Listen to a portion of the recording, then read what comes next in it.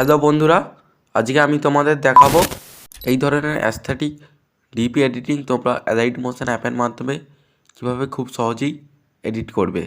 এই ধরনের ডিপি এখন ইনস্টাগ্রামে ট্রেন্ডে রয়েছে, তাই আজকে আমি তোমাদের দেখাবো এই ধরনের ইএফএক্স ডিপি তোমরা অ্যালাইট মোশন অ্যাপের মাধ্যমে খুব সহজেই কীভাবে তৈরি করে ফেলতে পারবে।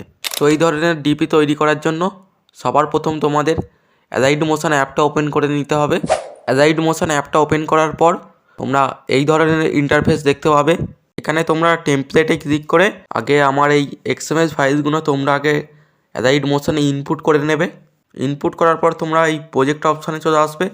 এখানে আসলেই আমার প্রত্যেকটা এক্সএমএস ফাইল এখানে শো করবে। এখান থেকে আমি এই প্রথম প্রজেক্ট 1 এই এক্সএমএস ফাইলটাই ফটো অ্যাড করে দেখাচ্ছি তোমাদের। এখানে নিচের দিকে একটু স্ক্রল করবে।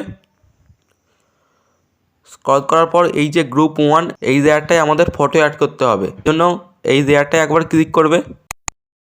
আচ্ছা, এখানে ক্লিক করার পর এডিট গ্রুপ এই অপশানটায় একবার ক্লিক করবে। এখানে ক্লিক করার পর এই নিচের লেয়ারটাই আমাদের ফটো অ্যাড করতে হবে, এর জন্য এই লেয়ারটা একবার ক্লিক করে কালার অ্যান্ড ফিল এই অপশানটা একবার ক্লিক করবে। ক্লিক করার পর তোমরা এখানে মিডিয়া থেকে তোমরা তোমাদের ফটোটা সিলেক্ট করে নেবে। সিলেক্ট করার পর এখান থেকে একবার ব্যাক করবে।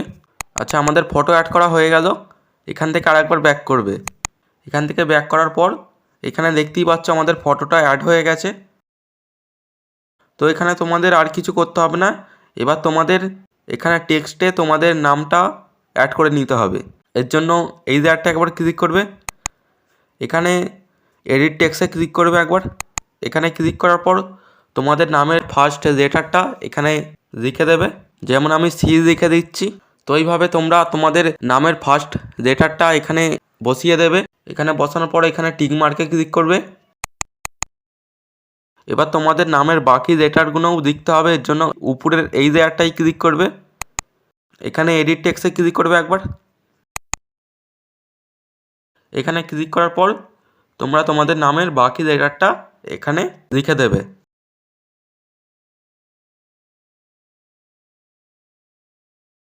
আচ্ছা, লেখার পর যদি তোমাদের লেটারটা এইভাবে নিচের দিকে সরে চলে আসে, তোর জন্য এখানে একবার ক্লিক করে এটাকে বাড়িয়ে দেবে। টেনে দিলেই লেটারটা একটা লাইনে চলে আসবে। এখানে উপরে টিক মার্কে ক্লিক করবে একবার। এবার এই দুটো টেক্সটকে সোজাসুজি বসিয়ে নিতে হবে।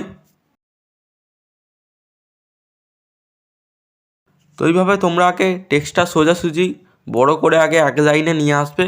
নিয়ে আসার পর এবার এটাকে মিডিলে আনার জন্য এই দুটো লেয়ারকে চেপে ধরবে। চেপে ধরলেই এইরকম গ্রিন কালারের আইকন দেখতে পাবে। এখানে একবার ক্লিক করবে। এখানে ক্লিক করলে এটা গ্রুপ হয়ে যাবে। এবার এটাকে ছোট করে তোমরা অ্যাডজাস্ট করে বসিয়ে নেবে। তো এইভাবে তোমরা টেক্সটটা বসিয়ে নিতে পারবে।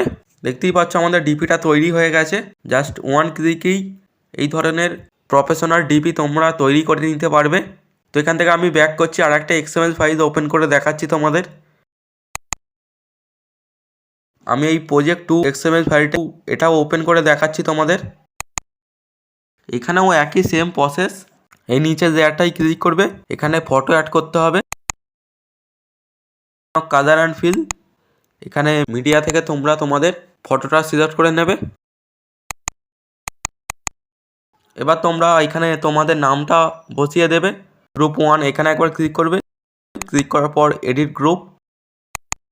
এখানে ক্লিক করার পর তোমরা তোমাদের নামের লেটারগুলো এখানে বসিয়ে দেবে।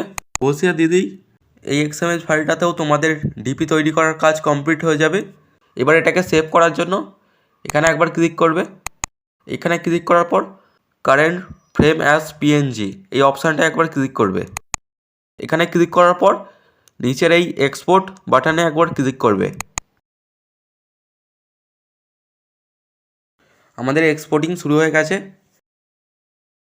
এই যে এক্সপোর্ট হয়ে গেছে, এখানে সেভে ক্লিক করবে একবার। এখানে সেভে ক্লিক করলেই তোমাদের ফটোটা গ্যালারিতে সেভ হয়ে যাবে। এখান থেকে আমি ক্লোজ করে নিচ্ছি। এইভাবে তোমরা খুব সহজেই প্রায় এক কেজিকেই বলা যায় তোমরা এই ধরনের প্রফেশনাল ডিপি তৈরি করে নিতে পারবে। তো এইভাবে তোমরা প্রত্যেকটা এক্সএমএল ফাইলে ফটো অ্যাড করে সেভ করে নেবে। আমি এখানে 8টা এক্সএমএল ফাইলের লিঙ্ক দিয়ে রেখেছি এই ভিডিও ডেসক্রিপশান বক্সে। সেখান থেকে তোমরা এই এক্সএমএল ফাইলগুলো ডাউনলোড করে নাও এবং ডাউনলোড করার পর যেভাবে দেখালাম এইভাবে তোমরা এই প্রত্যেকটা এক্সএমএল ফাইলে ফটো দিয়ে ডিপি তৈরি করে নেবে। এবার তোমাদের যেটা পছন্দ হবে সেটা তোমরা হোয়াটসঅ্যাপ বা অন্যান্য যেসব সোশ্যাল মিডিয়ার প্ল্যাটফর্ম রয়েছে সেখানে তোমরা ডিপি হিসেবে ইউজ করতে পারো। আশা করছি তোমাদের এই ধরনের ডিপি তৈরি করতে কোনো প্রবলেম হবে না। আর যদি তোমাদের কোনো প্রবলেম হয় তোমরা এই ভিডিওতে কমেন্ট করবে, আমি অবশ্যই রিপ্লাই দেবো। তো আজকের মতো এতটুকুই ছিল, দেখা হবে আবার পরবর্তী নেক্সট ভিডিওতে।